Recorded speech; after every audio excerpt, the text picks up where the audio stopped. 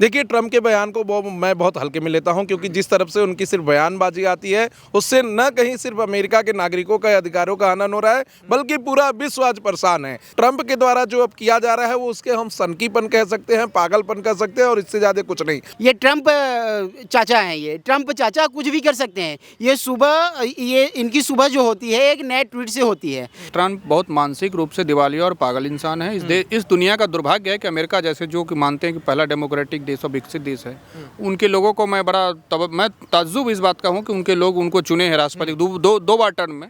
तो ट्रंप जैसा पागल इंसान कभी कुछ सुबह उठे तो पता चला कुछ ट्वीट कर दो और फिर अपनी बात पे पीछे हट जाओ। तो मैं मानता हूँ कि जो कहे थे कि कुछ बड़ा करूंगा, आज स्टोन एज में भेज दूंगा सारी चीज़ें, फिर आप मुझ पे क्यों न गए? जिस देश में आप रह रहे हैं, वहाँ पर राहत कोष के लिए आप कुछ नहीं दे रहे हैं, वहाँ पर आपकी कोई प्रतिक्रिया नहीं आ रही है, ना तो आप ह्यूमन हेल्प करना चाहते हैं।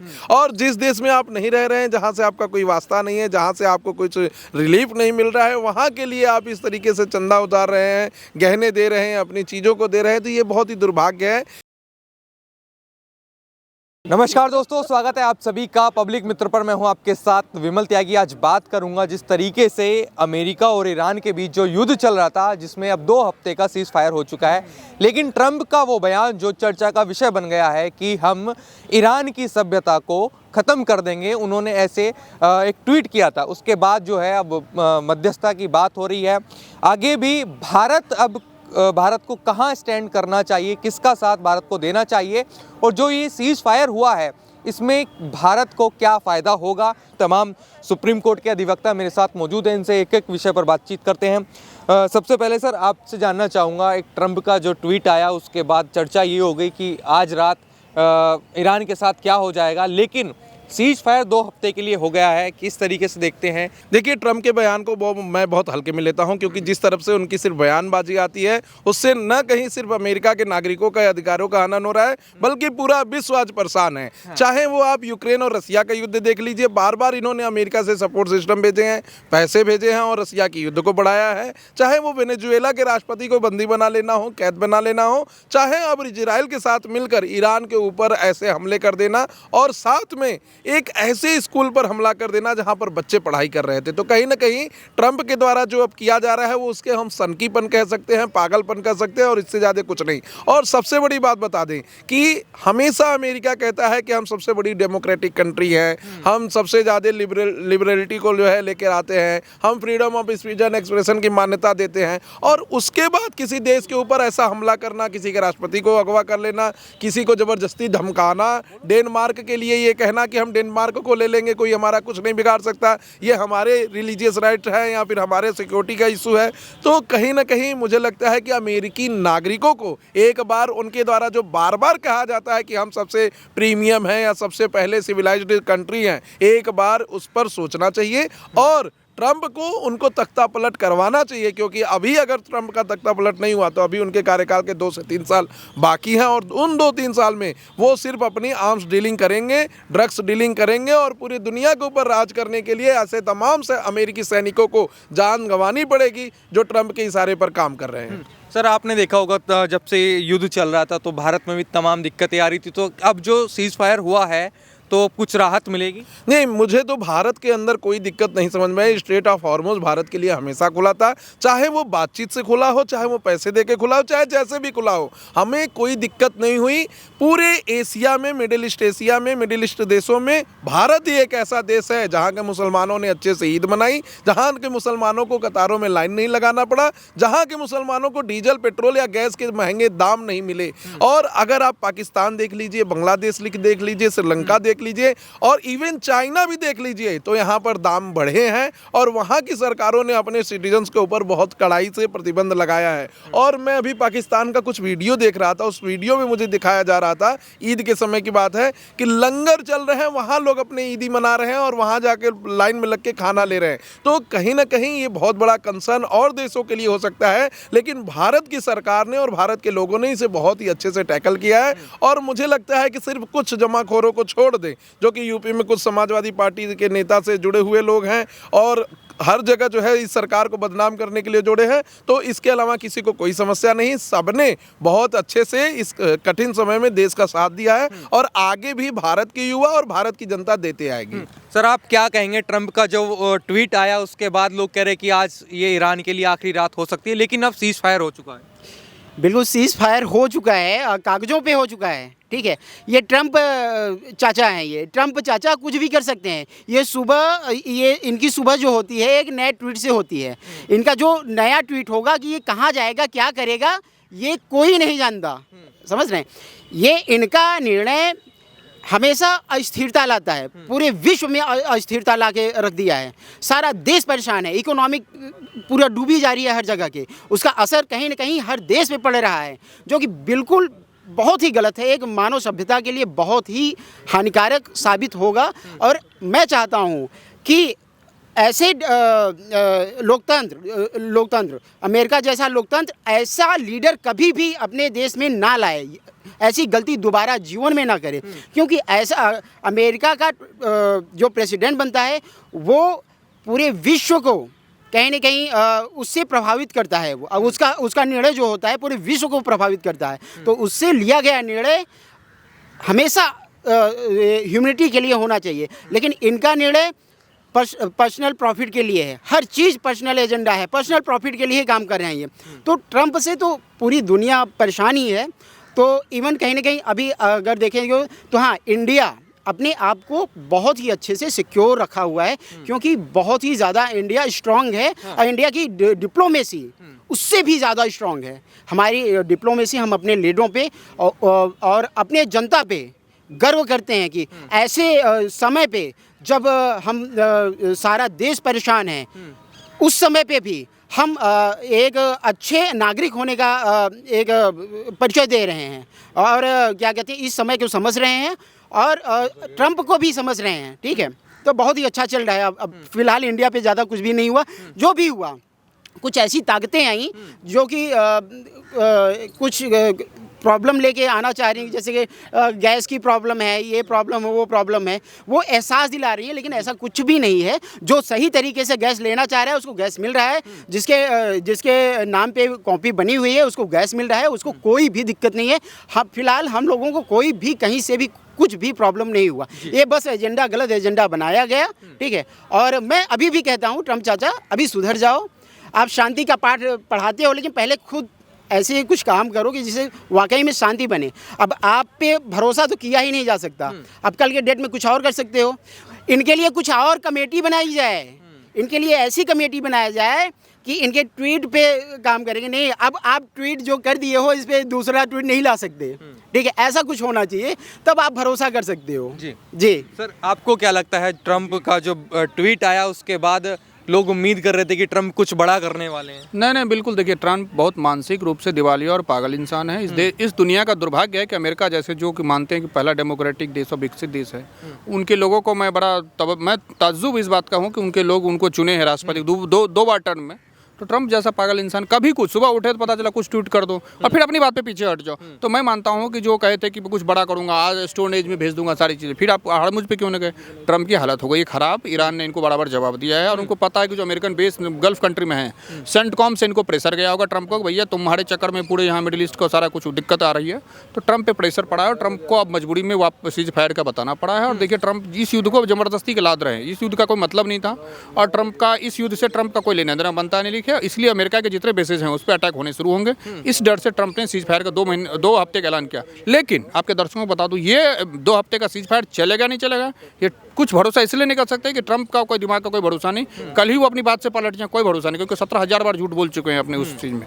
तो मैं मानता हूँ कि अभी भी सिचुएशन बहुत हार्ड है, कब क्या हो जाएगा कुछ पता नहीं कह सकते। भारत को किसकी तरफ रहना चाहिए, अमेरिका की तरफ या ईरान के साथ, किसका साथ देना चाहिए? देखिए, भारत के संबंध तो सबके साथ अच्छे हैं। ईरान के साथ अभी इतना सारे होने के बावजूद भी हमारे लिए हार्मुज की खाड़ी खुली हुई है और हमें IRGC ने स्पेशल दे रखा है प्लान कि अब चूंकि अब ईरान को IRGC ने टेक ओवर कर लिया, वहाँ महमूद पेजेस्कियान जो राष्ट्रपति हैं उनकी बातों को और IRGC ने टेक ओवर कर लिया। और मैं दूसरी बात, इसराइल के साथ हमारे टेक्नोलॉजिकल रिश्ते हैं, अमेरिका के साथ भी हम कई चीज़ों पर हम निर्भरता है। तो आज के ग्लोबलाइज वर्ल्ड में आप किसी एक का साथ नहीं रह सकते, लेकिन सबके साथ समन्वय वाला भाव है। लेकिन इस युद्ध में भारत खुद को अलग ही रखे तो ज़्यादा बेहतर है, क्योंकि भारत का हित दोनों ही देश से है। मैं मानता हूँ कि भारत क्योंकि तेल गैस के लिए, हम नेचुरल गैस के लिए ईरान पे बहुत है और ईरान हमारा पार्टनर रहा ही है बहुत समय से और अभी भी ईरान दे रहा है। अगर खाड़ी देश का ये डिस्टर्ब हुआ तो बहुत सारी चीज़ें महंगाई बढ़ जाएंगी, कई होटल रेस्टोरेंट बंद हो जाएंगे। भारत देश के जनता को चाहिए कि आप उसको, हाँ यह है कि ईरान और अमेरिका और इसराइल आप शांति की तरफ बढ़ें। हो गया 1.5-2 महीना युद्ध आप कर लिए।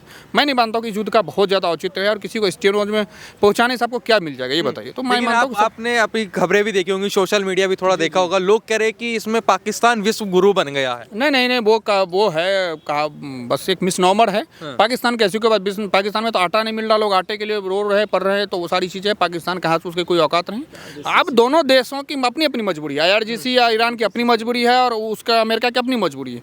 ये दोनों अपनी मजबूरी में समझौता किया। पाकिस्तान का बीच में आ गया कि बीच उनकी फील्ड मार्शल जो भी हैं उनका नाम और उनके जो प्रधानमंत्री राष्ट्रपति उनका नाम, ये अभी चला है। ऐसा कुछ सच्चाई नहीं है, उनको अभी क्रेडिट वो लेने दीजिए, कोई दिक्कत नहीं। भारत के जो प्रधानमंत्री माननीय नरेंद्र मोदी जी इस चीज़ को बहुत अच्छे से डील कर रहे हैं और एक तटस्थ वाली भूमिका में है और जहां शांति के प्रयासों का भारत के प्रधानमंत्री वो करेंगे। जी, आपको क्या लगता है पाकिस्तान विश्व गुरु बन गया है इस मध्यस्थता के बीच में? क्या देखिए, पाकिस्तान मूर्खों का विश्व गुरु है। उसके पास कोई ऐसी जो है समस्या नहीं है या समाधान नहीं है जिसको लेकर वो दो ऐसे देशों के अंदर सुलह करा सके जहां पर की डेवलप्ड कंट्री है। अब आपको बता दो तो अफगानिस्तान के ऊपर ज़बरदस्ती हमला पाकिस्तान ने पूरे रमज़ान के महीने किया। इसमें कौन सा वो विश्व गुरु बनने की बात कर रहे हैं? अपने नागरिकों को खाना नहीं दे पा रहे हैं, अपने नागरिकों को सही दाम पे पेट्रोल नहीं दे पा रहे हैं, गैस नहीं दे पा रहे हैं। कहाँ से वो विश्व गुरु बन गए? कौन सा उनका स्ट्रेट ऑफ हार्मुज से तेल का टैंकर या गैस का टैंकर आ गया? तो कहीं ना कहीं ये ख्याति लेना ये बहुत ही गलत है। और पाकिस्तान में मुझे लगता है कि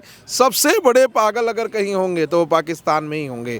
और मुझे तो समझ में नहीं आता, अभी कुछ मीडिया के लोग चला रहे हैं कि पाकिस्तान क्रिकेट में भी विश्व गुरु बन गया है। PSL जो है IPL से ज़्यादा चल रहा है। मैं समझ रहा हूँ कि कहाँ बस सोशल मीडिया पे चल रहा है या फिर और भी लोग जिसके स्टेडियम में बैठने के लिए लोग ना हो, जिसके यहाँ लोगों को मना कर दिया गया हो कि आप बाहर नहीं निकल सकते, आप खाना नहीं बना सकते, गैस नहीं ले सकते, वो विश्व गुरु कैसे हो सकता है? विश्व गुरु तो एक ऐसे देश को होना चाहिए जहाँ पर सभी नागरिक संवैधानिक आधार पर चल रहे हैं। और मुझे लगता है कि भारत एक ऐसा ही देश है जहाँ संविधान की मान्यता है, अलग अलग रिलीजन के लोग यहाँ पर अच्छे से रह रहे हैं। यहाँ पे प्रधानमंत्री भी बन रहे हैं, राष्ट्रपति भी बन रहे हैं, मुख्य न्यायाधीश बन रहे हैं। पाकिस्तान में ऐसा क्या हुआ? कौन सा संविधान वहाँ पे लागू होता है? कौन सा वहाँ का कॉन्स्टिट्यूशन सेकुलर है कि हिंदुओं को भी उतने अधिकार मिल रहे हैं? कौन सा हिंदू प्रधानमंत्री, मुख्यमंत्री या फिर ऐसे कोई बड़े पोजीशन पे आ गया? हम तो हिंदुस्तान में गर्व के साथ कह सकते हैं कि हाँ, मुख्यमंत्री भी मुस्लिम हुए, राष्ट्रपति भी मुस्लिम हुए, उपराष्ट्रपति भी मुस्लिम हुए, आगे chief justice of India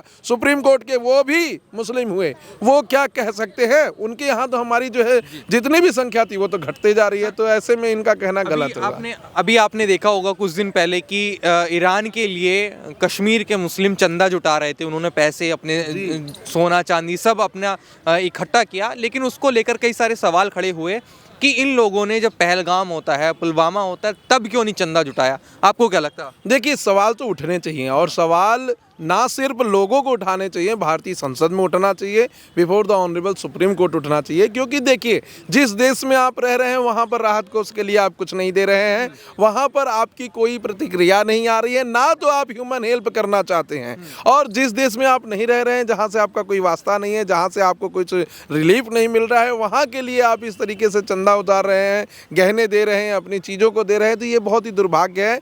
Bharat एक ऐसा देश है जहाँ पे माइनॉरिटीज़ भी बहुत तेज़ी से डेवलप्ड कर रही हैं और उनको वो समान अधिकार है जो मेजॉरिटी को है। और भारत ही एक ऐसा देश है जहाँ रिजर्वेशन हो, चाहे सही मायने में उनको लिविंगहुड हो, चाहे तो इक्वलिटी की बात हो, ये प्रदान की जा रही है और देशों में नहीं दिया जा रहा है। ये लोगों को मानना पड़ेगा, अपने देश से अपना रहबर दिखाना पड़ेगा। यहाँ के लोग यह कहते हैं कि हम वंदे मातरम नहीं बोलेंगे, भारत माता की जय नहीं बोलेंगे। जब आप देखेंगे कि मिडिल ईस्ट की कंट्रीज़ में वहाँ लोग वंदे मातरम भी बोल रहे हैं, भारत माता की जय बोल रहे हैं, हैं, बुर्का का बहिष्कार कर रहे हैं। और अभी जिस ईरान के लिए ये लोग पैसे जुटाए हैं वहाँ भी मूवमेंट हो रहा है कि हमें बुर्का से आज़ादी दो। लेकिन भारत में ऐसा नहीं है। यहाँ स्कूलों में बुर्का पहन के जाएंगे, कॉलेजेस में जाएंगे, जहाँ काम कर रहे हैं वहाँ बुर्का पहन के जाएंगे। यही लोग जब विदेश जाते हैं तो बिना कपड़े के घूमते हैं। तो कहीं ना कहीं ऐसे लोगों को मुझे लगता है कि पूरा वैलिडिटी नहीं देना चाहिए और भारत की संसद में और सुप्रीम कोर्ट में इन सब मुद्दों को उठाना चाहिए कि क्या यह सही है कि ऐसे लोगों के लिए कई, मैंने देखा लखनऊ में देखा, मैंने दिल्ली में देखा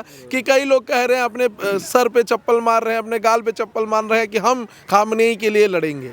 आप खामनेई के लिए नहीं, मानवता के लिए लड़िए। खामनेई के देश में महिलाएं बाहर निकल रही हैं और उनके प्रति अपना खुशी जाहिर कर रही हैं कि कम से कम एक ऐसा डिक्टेटर मर गया। और ईरान की बात करें तो 1970, 1980 तक ईरान एक डेवलप्ड कंट्री की तरफ आगे बढ़ रहा था। वहाँ महिलाएं प्रोफेसर भी होती थी, साइंटिस्ट भी होती थी, स्पोर्ट्स पर्सन भी होती थी। लेकिन जब से खामनेई आए तहाँ से उनको, महिलाओं को, पूरे अधिकारों को बैन कर दिया गया। तो ऐसे में मुझे लगता है कि आज 21st सेंचुरी में 2026 में लोगों को आगे बढ़ना चाहिए, डेवलप करना चाहिए अपनी सोच और समाज में भागीदारी देनी चाहिए, चाहे वो एक टीचर के रूप में, चाहे पुलिस के रूप में, चाहे कर्नल के रूप में, चाहे किसी भी रूप में। ना कि घरों में बैठना चाहिए, बुर्का पहनना करना चाहिए और शादी विवाह करके कई सारे बच्चे पैदा तो करते आपको हैं। लगता है ईरान में जो बुर्के से आज़ादी मांगी जा रही, क्या वजह हो सकती है? देखिए, ये महिलाओं का पूरा अधिकार है और महिलाएं अपने अधिकार के लिए ना सिर्फ ईरान में, देश के किसी भी और विश्व के किसी भी भाग में कह सकती हैं।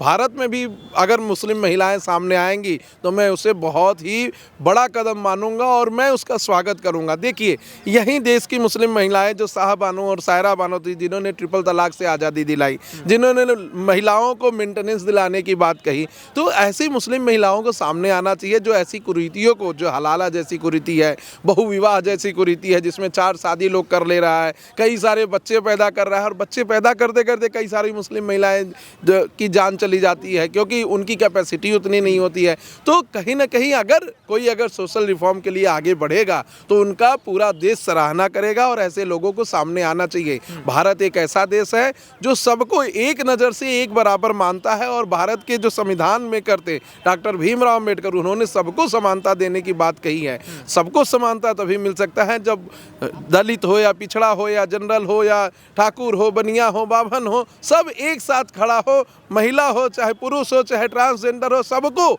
एक अधिकार हो। अगर एक अधिकार नहीं रहेगा तो देश में ऐसी विफलताएं आती रहेंगी और लोग आपस में लड़ते करते रहेंगे।